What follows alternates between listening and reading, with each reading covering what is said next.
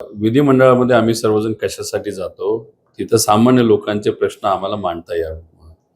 अनेक वेळा आम्ही ते प्रश्न मांडलेले आहेत आणि खास करून यंदा आम्ही मांडत असताना शेतकऱ्यांच्या हिताचे प्रश्न मांडत होतो. तुम्ही इलेक्शनच्या काळामध्ये लोकांना शब्द दिला होता आणि खास करून शेतकऱ्यांना शब्द दिला होता की आम्ही कर्जमाफी करू, त्याच्याचबरोबर भावांतर योजना आणू, दुधाच्या भावाच्या बद्दल तुम्ही काहीतरी कराल.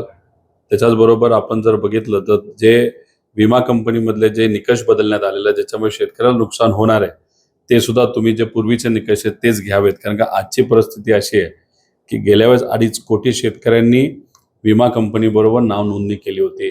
आता पुढच्या 7-8 दिवसामध्ये नोंदणी संपतेय आणि गेल्या वेळेसच्या तुलनेमध्ये फक्त 5% लोकांनी नोंदणी केलेली आहे.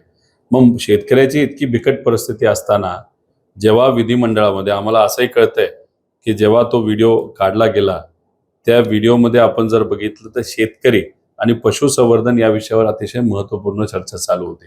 आणि मग आम्ही तिथं घसाला कोरड पडूस्तर तिथं जर बोलत असू, आंदोलन करत असू, सामान्य लोक आज तिथं अडचणीत आहे, शेतकरी आत्महत्या दिवसाला 8 करत आहे. अशा परिस्थितीमध्ये जर तिथे मंत्री महोदय त्यांना वेळ जात नसेल म्हणून ते जर तिथं रम्मी नाही तर पत्त्याचा खेळ खेळत असतील तर हे किती योग्य आहे?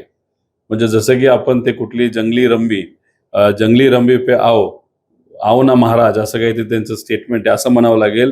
गरीब शेतकऱ्याच्या बांधावर आओ ना महाराज असं बनण्याची वेळ आलेली आहे. आणि त्यांच्यातले काही मोठे नेते काय म्हणतात की आम्हाला कुठलाही निर्णय घ्यायचा असेल तर आम्हाला भाजपशी विचारावं लागतं. मग कदाचित इथं निधी आणण्यासाठी तुम्हाला नाही तर शेतकऱ्याला मदत करायची का नाही करायची याच्यासाठी सुद्धा तुम्हाला भाजपशी बोलावं लागतंय का?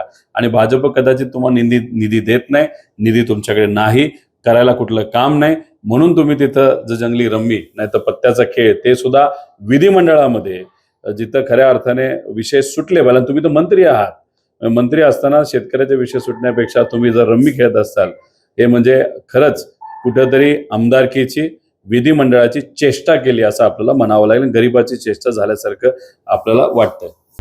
आता isakal.com आहे देशातील नंबर 1 ची मराठी न्यूज वेबसाईट. प्रत्येक अपडेटसाठी isakal.com ला नक्की भेट द्या.